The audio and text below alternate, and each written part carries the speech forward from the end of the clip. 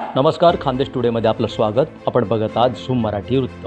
आध्यात्मिक वातावरणासोबत आता डिजिटल सुरक्षा संदेशही नागरिकांपर्यंत पोहोचू लागला आहे. जळगाव येथील प्रजापिता ब्रह्मकुमारी ईश्वरीय विश्वविद्यालयात सायबर जनजागृती कार्यक्रमाचे आयोजन करण्यात आले. या कार्यक्रमाला ज्येष्ठ नागरिकांचा उत्स्फूर्त प्रतिसाद मिळाला. सोमनाथ वडनेरे यांच्या सहकार्याने आयोजित करण्यात आलेल्या या उपक्रमाला मीनाक्षी दिदी प्रमुख पाहुणे म्हणून उपस्थित होत्या. दरम्यान किक हिल फाउंडेशनच्या सायबर वॉरियर उपक्रम अंतर्गत साक्षी पाटील, विद्या सोनवणे, अक्षय पाटील आणि लोकेश पाटील यांनी उपस्थितींना सायबर सुरक्षेबद्दल मार्गदर्शन केले.